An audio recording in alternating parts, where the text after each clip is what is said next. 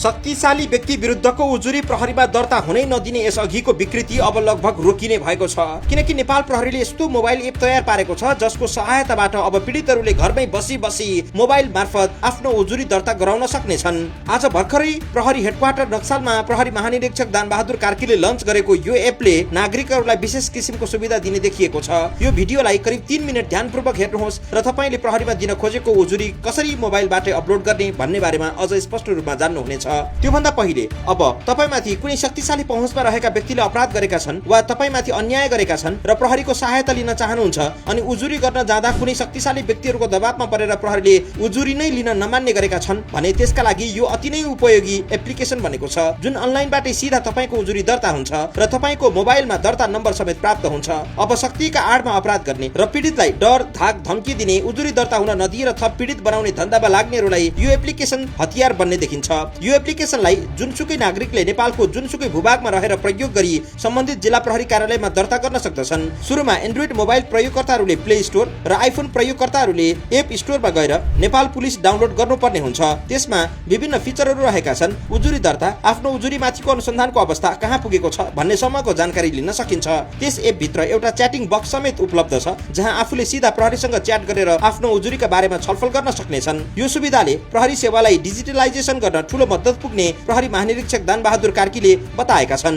हामीले नागरिकलाई प्रहरी कार्यालयसम्म आउन नपरोस्, प्रहरी कार्यालयमा नआइकन पनि निवेदन दिन सकियोस्, निवेदन आवेदन उजुरी दिन सकियोस् भन्नको लागि चाहिँ यो मोबाइल एप मार्फत आफ्नो लोकेसन दिने, त्यो जुन लोकेसन आफ्नो म्यापमा जुन लोकेसन दिइन्छ त्यो लोकेसनबाट सम्बन्धित जिल्लामा पुगिहाल्छ। सम्बन्धित जिल्ला रिसिभ गर्छ, जिल्लाले रिसिभ गर्छ अनि सबै त्यहाँ आएको आवेदन निवेदनहरू त्यहाँ रजिस्टर्ड हुन्छन्। त्यहाँ बिर्सियो, हरायो, फुस्यो, घरमा परेछ भन्ने सुविधा कसैलाई हुँदैन। कतिपय कार्यालयहरूमा हराएछ, बिर्सिएछ, कता परेछ, अल्मलिएछ, मुसाले खाएछ, पानीले भिजेछ, आगोले डढेछ भन्ने किसिमका यस्ता विभिन्न कुराहरू राख्न नमिल्ने बनाउनको लागि चाहिँ यो हामीले यो यसलाई प्रविधि मार्फत प्रयोग गरेर यो राख्ने कोसिस गरेका हौँ। यो पनि एउटा चाहिँ मेजर इन्टरभेन्सन हो। यसले गर्दाखेरि कागजको खर्च कम गर्ने, नागरिकहरू प्रहरी कार्यालयमा धाइराख्न नपर्ने, आइराख्न नपर्ने, त्यहाँनिर बाटो जाम गर्न नपर्ने, टोयलेट जाम गर्न नपर्ने, त्यहाँनिर सबै कुराहरू ठक्क घरबाटै काम हुने। कैयन मुलुकहरूले अभ्यास गरेको कुरा हामी किन गर्न सक्छौँ भन्ने किसिमले नै हामीले यो गरेका छौँ। तर कुनै पनि प्रविधिको वास्तविक सफलता त्यसको नियमित र निष्पक्ष प्रयोगमा निर्भर रहेको हुन्छ। एप बनाउँदैमा मात्रै नागरिकले न्याय पाउने सुनिश्चित हुँदैन। सबैभन्दा ठूलो प्रश्न अब कार्यान्वयनको हो। अनलाइनबाट दर्ता भएका उजुरीलाई प्रहरीले कति गम्भीरतापूर्वक लिन्छ, प्रभावशाली व्यक्ति सम्बन्धी उजुरीमा पनि निष्पक्ष अनुसन्धान हुन्छ कि हुँदैन, यो नै यसको सबैभन्दा ठूलो परीक्षा हुनेछ।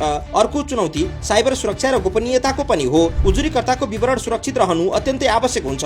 यदि सूचना चुहावट भयो भने पीडित झन् जोखिममा पर्न सक्छन्। त्यसैले प्रविधि मात्रै होइन, त्यसको सुरक्षा संयन्त्र पनि बलियो हुन जरुरी छ। नेपालका ग्रामीण क्षेत्रहरूमा अझै पनि डिजिटल साक्षरता कमजोर छ। धेरै नागरिकलाई एप डाउनलोड गर्ने, फारम भर्ने वा अनलाइन प्रक्रिया बुझ्ने समस्या हुन सक्छ। त्यसैले यो प्रणाली प्रभावकारी बनाउन प्रहरीले डिजिटल सहायता केन्द्र, जनचेतना अभियान र स्थानीय तहसम्म सहजीकरण कार्यक्रम सञ्चालन गर्नुपर्ने देखिन्छ। दीर्घकालीन रूपमा हेर्दा यदि यो प्रणाली पारदर्शी, द्रुत र निष्पक्ष रूपमा सञ्चालन गर्न सकियो भने यसले प्रहरी सेवा प्रतिको जनविश्वास बढाउन ठूलो भूमिका खेल्न सक्छ। नागरिक र प्रहरी बीचको दूरी घटाउन, उजुरी प्रक्रियालाई प्रमाणमुखी बनाउन र पहुँचका आधारमा न्याय रोकिने प्रवृत्तिमा नियन्त्रण गर्न यो एप प्रभावकारी माध्यम बन्न सक्ने देखिन्छ।